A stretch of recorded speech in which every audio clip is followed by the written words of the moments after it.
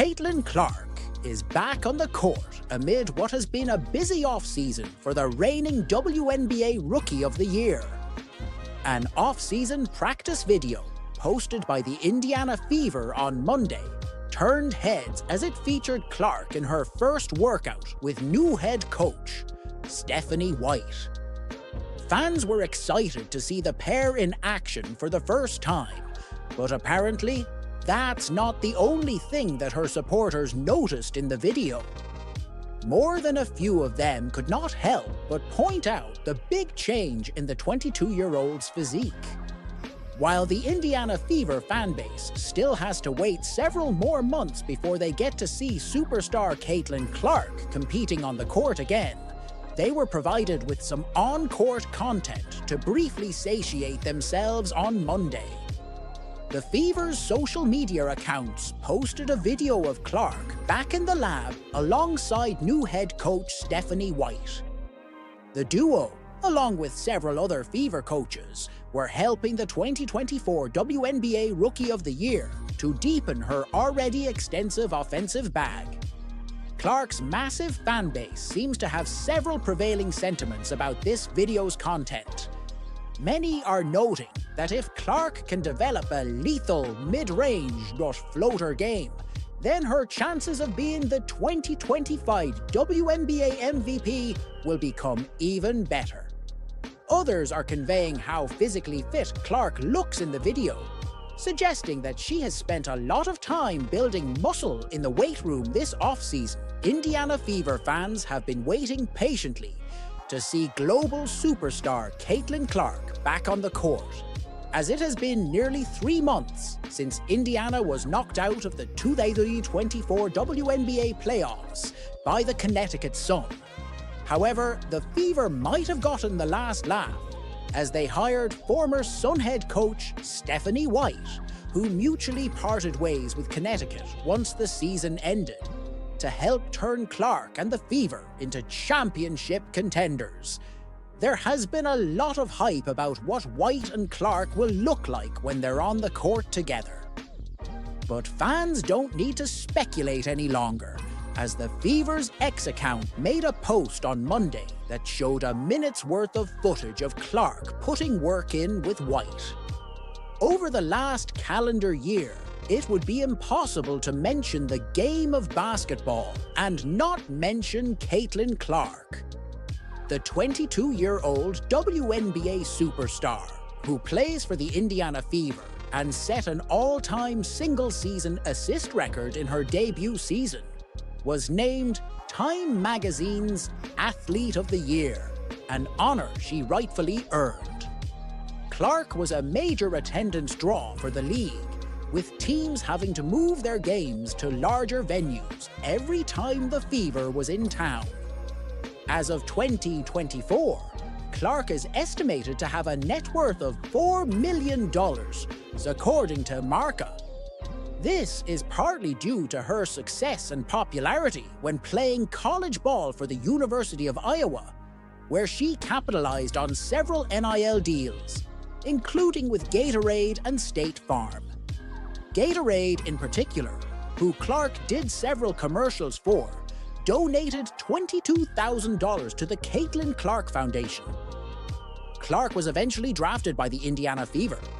Her current WNBA salary is $338.56 over 4 years, a drastic difference from the NBA's highest-paid player, Steph Curry, who makes $55.8 million for his contract with the Golden State Warriors. However, the number of companies willing to endorse Clark due to her popular brand are hard to ignore. She now has a deal with Nike, which is for $28 million over 8 years.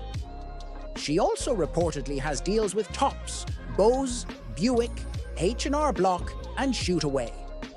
When Clark hits the floor in 2025 for her second season, she'll have a new head coach after the Indiana Fever decided to part ways with Christy Sides and hire Stephanie White.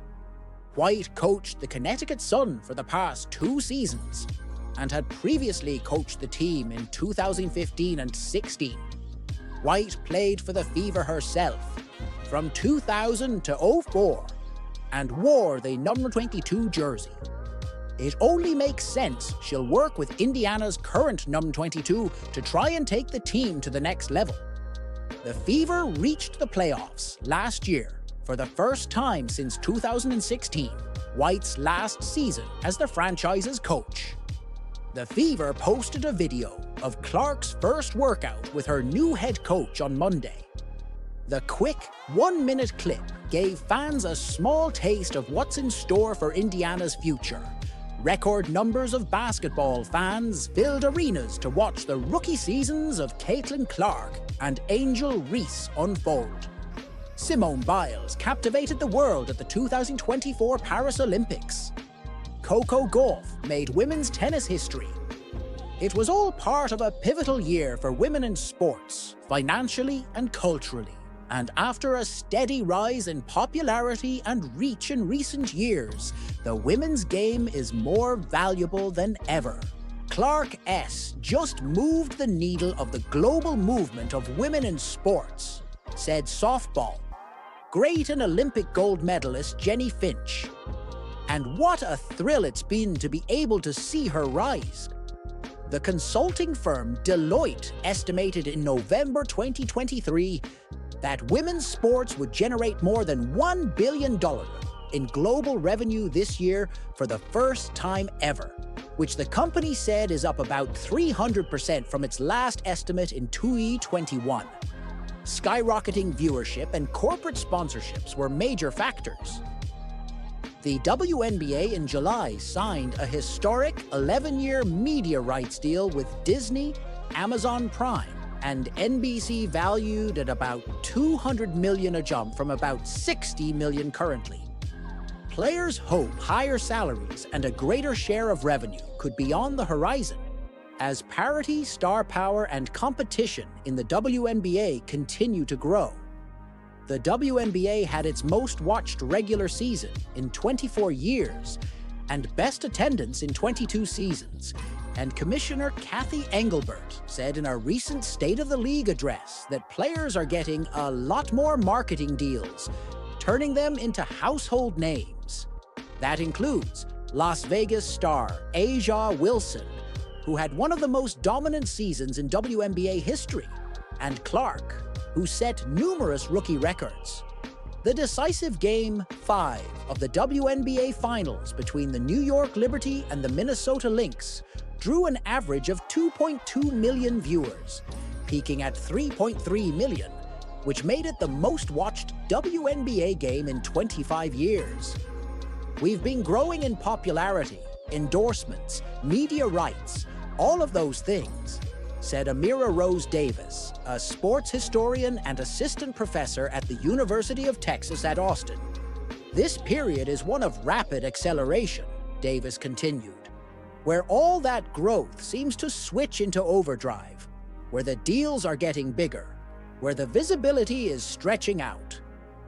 Clark, the sharp-shooting Indiana guard, became a phenomenon when she played at Iowa, capitalized on a foundation laid by hoops, stars such as Diana Taurasi, Candace Parker, and Wilson, and turbocharged the visibility of women's basketball. Ticket sales to Indiana Fever games were up 182% in 2024 from the previous season. The Fever also shattered the attendance record of 13,398 set by the Liberty in 1998, with around 60,084 tickets sold per game. And games featuring Clark and her on-court rival Reese of the Chicago Sky prompted social media debates about basketball, race, and culture. Something that I always tried to do with me was rise and elevate the game, said Finch, now an advisor for the Athletes Unlimited Softball League. And that's what Clark's doing, and her teammates. And just to be able to watch her do it and how humbly she does it, and the impact of not only domestic women's basketball, but women's athletics globally. It's a dream. While many point to the WNBA as a blueprint for success in women's sports, accomplishments in 2024 went far beyond one league or athlete. Gauff, the 20-year-old tennis superstar, was the world's highest-paid female athlete this year with $30.4 million in earnings, according to Sportico rankings. Gauff could not defend her 2023 US Open title, but ended her 2024 season with a WTA Finals title and a $4.8 million check, the biggest payout ever for a women's tennis event, per Sportico. The Olympics neared complete gender parity for the first time among the more than 11,000 men and women who competed in Paris this summer.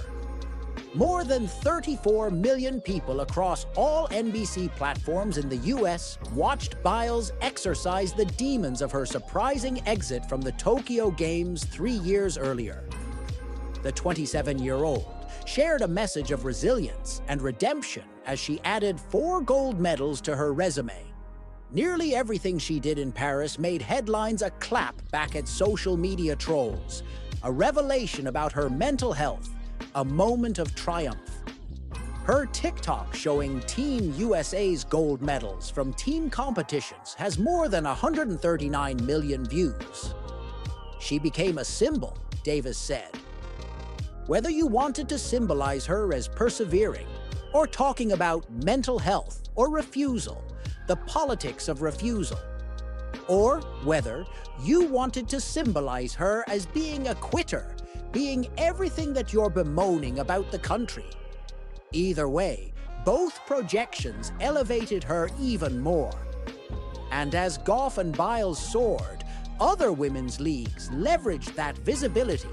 The Pro Women's Hockey League brought in 392,259 fans during its inaugural regular season, highlighted by a women's hockey record crowd of 21,105 at the home arena of the NHL's Canadiens for a Montreal-Toronto matchup. The league also reached sponsorship deals with Scotiabank, Air Canada, and Hyundai. The PWHL's strong first season showed its organizers and players that there's an appetite for women's sports, so much so that there are hopes to expand from 6 to 8 teams in 2025. For many of us that have been in the game for so long, it's emotional to think about where the game's come from, where we've come to, said Jana Hefford, the league's senior vice president of hockey operations. We spend a lot of time reading research and all these things that suggest the time is now and that the fandom is there. And to be able to live that and feel it in real time was pretty special. Keith Stein and Justine Siegel want to capitalize on the women's sports landscape too. Siegel, a former baseball player and coach, partnered with Stein, a lawyer and businessman, to create the Women's Pro Baseball League, which last month announced plans to launch in 2026 as a 6-team circuit for female players. It will be the first pro league for women since the All-American Girls Professional Baseball League dissolved in 1954. Leagues like the WNBA and National Women's Soccer League have done a lot of the heavy lifting, Stein said, and they're part responsible for the moment we're having right now, where women's sport is a phenomenon. I think there's, in some ways, a lot more momentum behind the development of professional women's sports leagues than for men's.